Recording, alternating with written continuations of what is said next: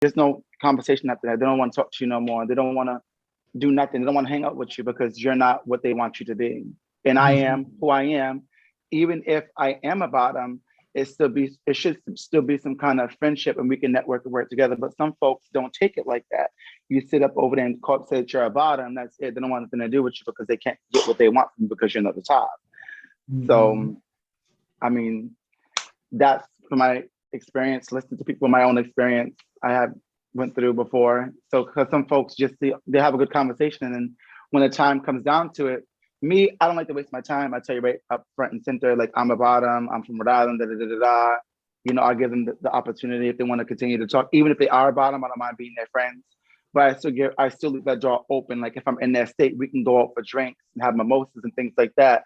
But as soon as you say that you are a bottom, I don't know what that's all about. Like, you know, but then again, some folks, when it comes down to dating, they want to know like what's what right then and there. I feel the same way too, as well. So I'm always like very straightforward, cut and direct with it.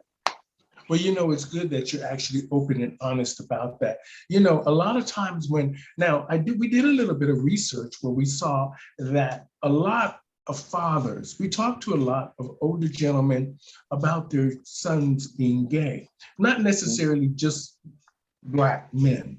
We talked to just a few different gentlemen, and most men, even if they were okay with their son being gay, they didn't want them to be the bottom.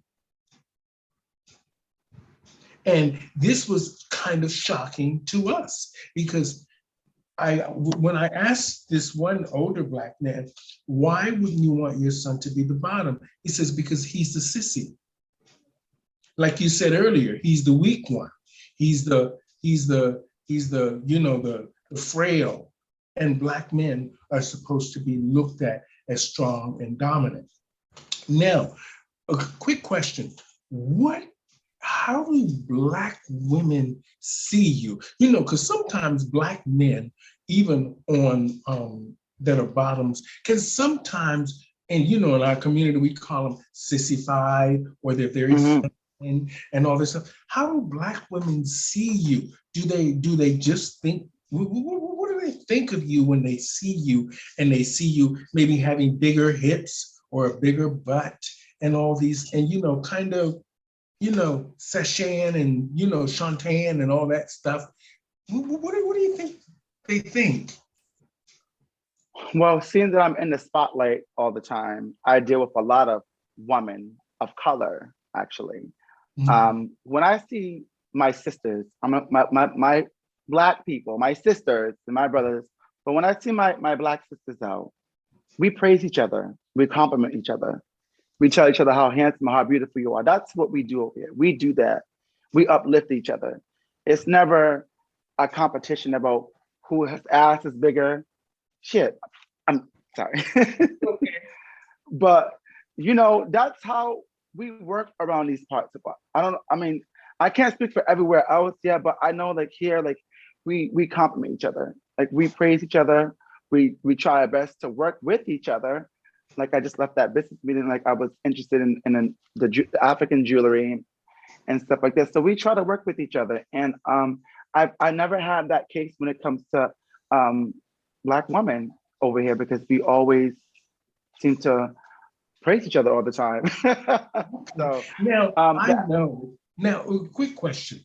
Now I know that you run into some opposition with DL yeah, men I do and that. heterosexual Yeah, men, and how do you cope with that? you know, I'm so glad you asked that question. It's a very important question, actually.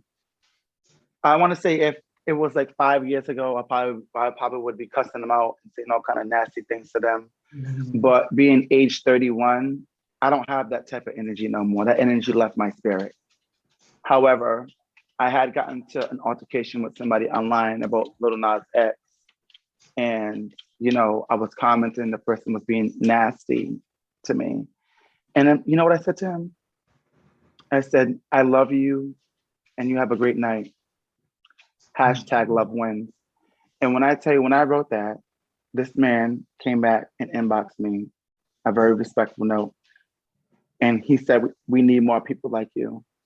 So we don't have to always reply back to a negative.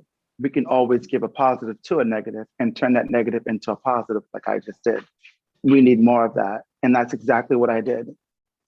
Wonderful. So Now, that's wonderful. Now, let me just ask you, now, since you mentioned it earlier, what do you think about all of this Little Nas X controversy? I must say um, that Little Nas X is doing a wonderful job when it comes to marketing. And the reason why I say this is because Little Nas X, I've been watching him. Little Nas X and his team knows exactly what they're doing. They know how to get the people talking. So when people are sitting up over here saying negative things about him, they're still talking about him. They're still mentioning him. When people are talking positive about him, they're still talking about him. So of course they're going to drive those numbers up. So either way, he has everyone talking, and this is why he's number one. He's making it because he has homophobics talking. You have the LGBTQIA plus community talking. Everyone's talking about him, and that's what he's doing, and that's what I'm seeing. You So, know what I like the most about him, and it's mhm, not even because me, I really don't like rapping. I don't dance anymore like I used to, and all this kind of stuff. mm, But what I like most about him is when you watch the stuff that he's doing, you can see that it's not pushed or contrived. It's a natural thing from him. It's probably because he's so conditioned from all the stuff that was taught to him before, and mm, it's irrelevant in this day and time. So I mean, stuff that he was doing with the BDSM stuff and the church stuff and the pregnancy, this usually would have people really up in arms. But yeah, but for some reason, it didn't get that boom that I thought it would get. mm, So that means that somewhere along the line, we are communicating and understanding, but still there's that opposition because of either the Bible or our backgrounds or where we're from. I mean, you're a young person, so I mean, I'm 60 years old, so it's your turn now. So I'm glad that it's coming from a young person about what is happening today. Now, I want to ask this question because I think it's important. Since the lockdown, and you haven't been able to really hook up because, the bathhouses and all these things are probably shut down now because of the pandemic and all these kinds of things. So what did you do during the pandemic when you were lonely? all I did was really eat and go to work like 80 hours a week, and post like funny content all over my social media.